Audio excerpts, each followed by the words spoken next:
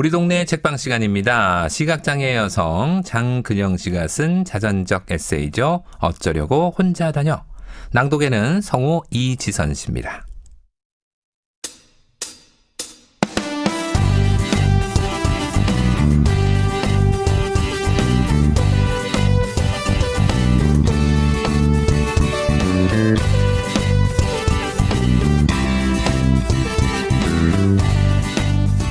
아는 것이 힘이다. 프랜시스 베이컨이 한 이 말은 정말 명언이다. 모르는 것은 죄다. 물론 이 말을 한 철학자가 하고자 하는 의미는 지금 나의 상황과 좀 다를 수 있다. 장애인으로 살아가기 시작하면서 드는 생각이다. 아는 것이 없으니 사는 것이 고달프기 시작했기 때문이다. 초보 장애인 근로자. 면접 때 동행했던 한국장애인고용공단 직원과 나, 동기 언니, 병원 인사과 직원 한 명과 함께 입사 초에 회식을 한 적이 있다. 공단 직원이 마련한 자리였다. 공단 직원은 우리를 잘 부탁한다며 정규직으로도 가능하다면 힘써주시기를 바란다고 조심스레 이야기했다. 그런데 같이 온 인사과 직원은 나와 동기 언니를 앞에 두고 정규직이요? 자꾸 그런 말이 나오면 그냥 부담금 내고 안 뽑을 수도 있어요. 라고 우리 앞에서 우리가 없는 자리도 아니고 면전에 있는데 그렇게 단호하게 말했다. 그것은 정규직이냐 아니냐가 중요한 게 아니었다. 인간에 대한 최소한의 예의 문제였으며 인격적 문제였다. 그렇게 말하는 인사과 직원 앞에서 공단 직원은 아무 말도 하지 못했고 자리를 마치고 나온 공단 직원은 인사과 직원과 헤어진 후 우리에게 미안하다고 했다. 그때는 장애인으로 처음 고용된 처지라 아무것도 몰라 부담금이니 뭐니 그런 내용을 잘 몰랐다. 그리고 그 공단 직원이 우리에게 얼마나 마음 써주고 있는지도 몰랐다. 입사 초에 공단 직원은 직접 전화를 주며 힘든 일은 없는지, 필요한 보조 공학기기는 없는지 물으며 우리를 챙기기도 했었다. 보조 공학기기. 지금은 잘 알고 있다. 하지만 그때는 초짜 장애인 근로자라 그게 뭔지 몰랐다. 교환실에는 다른 자리에 비해 큰 모니터가 하나 있었다. 다른 직원들이 사용하고 있는 모니터보다 1.5배 정도 컸고 글씨도 확대되어 크게 볼 수 있는 대형 모니터였다. 내가 입사하기 전 시각장애인 직원이 한 명 있었는데 글씨를 크게 확대해야 보여서 모니터를 지원받았었다고 한다.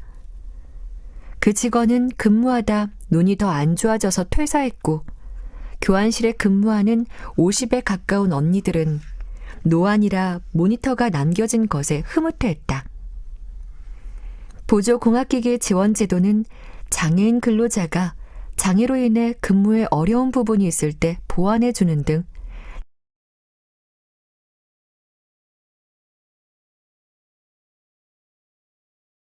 되기 위한 지원 제도다. 어떤 보조공학기기가 있는지도 잘 모르고 시야가 좁아 먼저 있던 대형 모니터 같은 것도 필요하지 않아 지원을 받지 않았으나 다른 지체장애 언니들은 오랜 시간 앉아서 근무하는 업무의 특성상 좀 더 편안한 의자를 신청했었다. 그런데 그 의자에 대해서도 말이 많았다. 사무실이 워낙 협소하다 보니 다들 의자가 작았고 유일하게 팀장의 의자만 좋았는데 지원받은 의자가 팀장 것보다 더 좋고 더 컸기 때문이었다. 대리나 주임은 의자를 지원받은 언니들에게 좋겠다고 말하면서 뒤에서는 사무실도 좁은데 저렇게 큰 의자를 가져다 놓는다며 구시렁거렸다. 팀장도 지나다니면서 의자 참 좋네 라고 말하며 묘한 분위기를 냈다. 눈치를 주는 것이다. 하지만 언니들은 아랑곳하지 않고 한 귀로 듣고 한 귀로 흘려버렸다. 그렇게 몇 주가 지나니 의자에 관한 이야기는 수그러들었다. 재미있는 것은 의자를 지원받았던 언니 한 명이 퇴사하자마자 의자에 대해 구시렁거리던 주임은 자기 자리로 그 의자를 가져갔다는 것이다. 허리가 아프다나? 웃음도 나오지 않았다. 여하튼 보조공학기기는 장애로 인해 어려움이 있는 장애인 근로자에게는 큰 도움이 된다. 지체 장애가 있는 근로자들은 높낮이 조절 작업 테이블이나 의자 등을 지원받고, 시각장애인들은 확대경, 대형 모니터, 화면 낭독기, 점자 출력 단말기 등을 지원받는다. 나 같은 중도장애인은 이런 지원에 대해 잘 모르는 경우가 많다. 우리나라 시스템이 이상하다고 해야 할까? 알아서 직접 찾아보기 전에는 알려주는 것이 없다. 예를 들어 장애인 등록을 거주지의 동사무소에서 했다. 그러면 동사무소의 복지과에서는 복지카드만 달랑 준다. 이제 막 장애인이 되었으니 복지카드 발급과 함께 국가나 지자체에서 또는 해당 장애 관련 복지관 등에서 지원받을 수 있는 것들이나 정보를 먼저 알려주고 선택하게 해주면 좋으련만 아직은 그렇지 못하다. 장애인이나 보호자들이 스스로 정보를 찾아야 한다. 그렇지 못하면 적절한 지원이 있어도 있는 줄 모른 채 그만큼 혹은 그 이상으로 더 고생한다. 그래도 나를 도와줬던 공단 직원은 직접 전화도 주고 챙겨준 편이었다. 원체 아는 게 없는 내가 받아먹지를 못했지만 말이다. 이름도 생각이 나질 않지만 그분이 무척 고맙다. 우여곡절의 초짜 중도 시각장애인 근로자. 콜센터에서 일하면서 사람은 일만 잘한다고 전부가 아니라는 것을 배웠다. 그리고 장애인 근로자가 살아가는 다양한 방법에 대해서도 많이 배웠다. 우리 사회에 묘하게 자리 잡고 있는 장애인에 대한 인식도 느꼈다. 처음 회사에 지원하고 면접 보고 입사하던 날과 달리 차츰 시간이 지나면서 삶의 무게가 만만치 않음을 느꼈다. 하늘에 떠있는 구름이 흘러가듯 강물이 쉼없이 흐르듯 새벽에 찬 공기가 볼을 스치고 퇴근길 지친 사람들의 땀냄새가 코끝을 스치며 그렇게 초보 장애인 근로자의 날들이 흘러갔다. 누구에게나 힘든 직장 생활이지만 업무 외에 힘든 건 인간관계죠. 직장인이라면 누구나 공감하실 텐데요. 새내기 직장인, 초보 근로자인 근영 씨도 업무보다는 직장 내 대인관계에서 어려움을 많이 느끼는 것 같습니다. 보태여 장애 유형에 맞지 않는 업무 환경 속에서 일하려니까 저자의 말대로 삶의 무게가 만만치 않은 것 같은데요. 고단한 근영 씨의 직장 생활에선 또 어떤 일들이 기다리고 있을까요? 노래 한 곡 듣고 이어드리겠습니다. 변진섭이 부릅니다. 그대 내게 다시.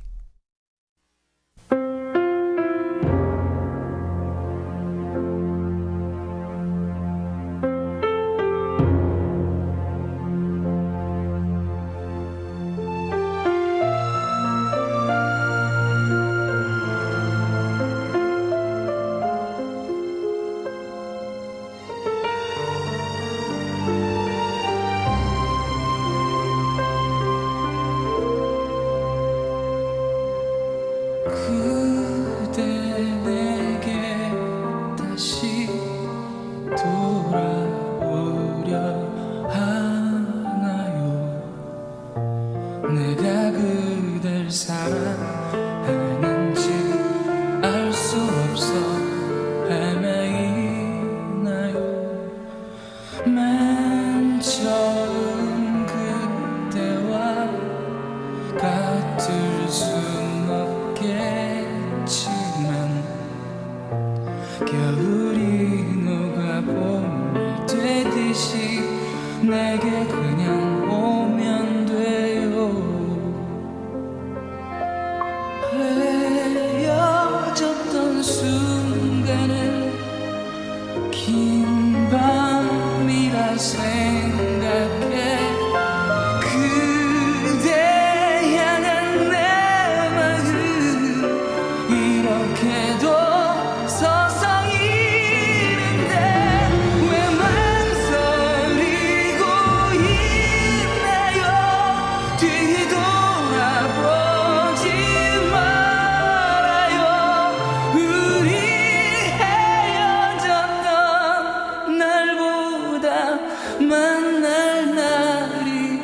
더욱 서로 많은데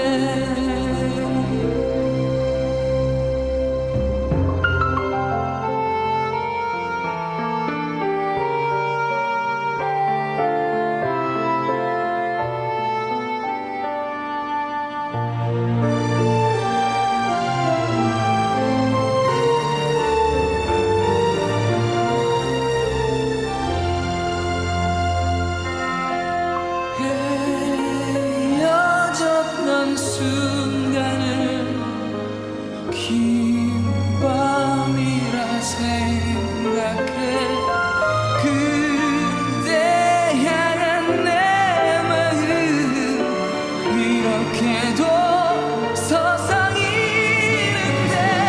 왜 망설이고 있나요 뒤돌아보지 말아요 우리 헤어졌던 날보다 만날 날이 더욱 서로 많은데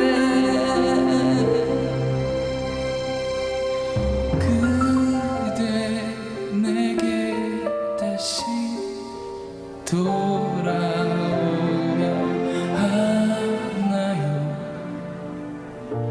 지금 이대로의 모습으로 내게 그냥 오면 돼요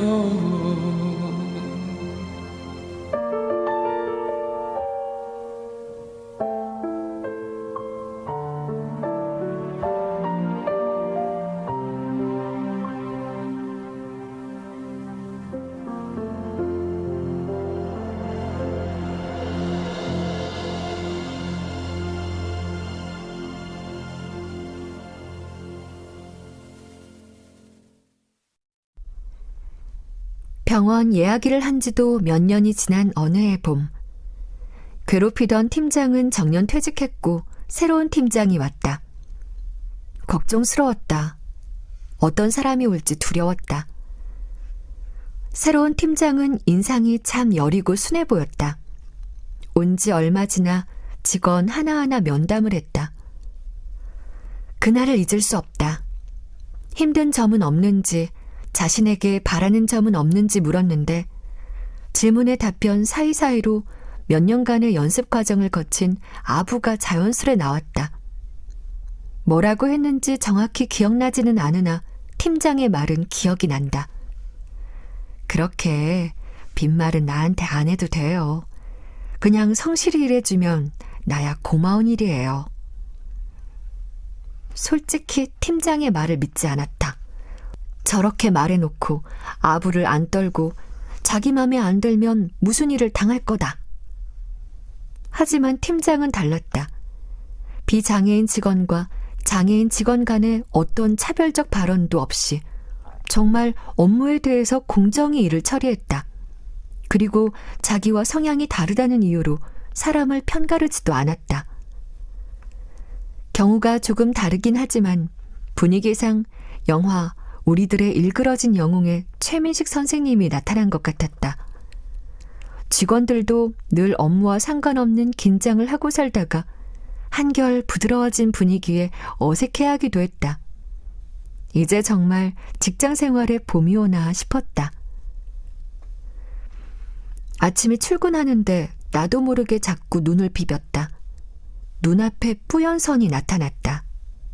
보는 데는 큰 지장이 없었으나 좀 걸리적거렸다. 그러다 오후가 되면 사라졌다. 그렇게 몇 개월이 지나고 병원 정기 진료를 가서 담당 의사에게 증상을 말했다. 의사는 늘 그렇듯 괜찮을 거라면서 장애 등급 하나 올려도 되겠어요. 라고 말했다.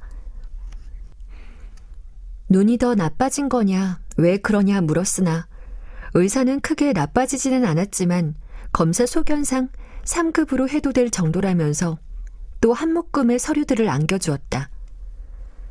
의사 말을 믿고 싶었지만 믿지 않았다. 등급을 올린다는 것은 그만큼 더 안 좋아졌기 때문이 아니겠는가. 시력이 많이 떨어진 것도 사실이었다. 콜센터 일이 온종일 모니터를 보고 하는 일이다 보니 당연한 결과였으리라. 그런데 왜 조금만 생각해봐도 충분히 짐작 가능한 이 부분을 간과했던 것일까? 왜 미처 생각하지 못했을까? 눈이 나빠지고 있는 것이 너무 힘들었다. 업무에 완전히 능숙해져 있었고 엄청난 고난의 과정 또한 견뎌내며 적응한 이 병원이었다. 출퇴근 길마다 눈물을 흘렸던 것 같다. 그냥 우울했다. 6개월 정도 그렇게 보냈다. 그러다 마침내 팀장에게 찾아갔다. 눈이 더 안 좋아져 컴퓨터 모니터를 오래 보고 하는 일이 부담된다고 했다.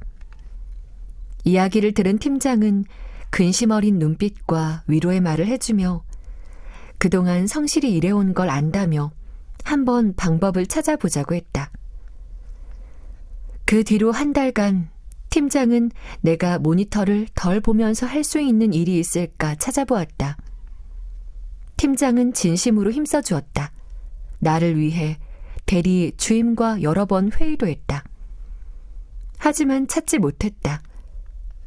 고민 끝에 퇴사하기로 결정하였다. 눈을 위해서였다. 인사과 부장이 나를 불렀다. 팀장과 함께 다른 할 수 있는 일을 찾아보았지만 딱히 없다며 그동안 성실히 일해준 걸 알고 있기에 마음이 안 좋다고 하였다. 그러면서 나중에 필요한 부서가 생기면 나를 꼭 부르겠다는 빈말도 해주었다. 그래, 이 정도면 됐다고 생각했다. 장애인이 되고 첫 직장. 해보겠다는 의지로 30대 중반까지 달려온 나. 병원에서 이 정도 마음 써준 것에 감사했다.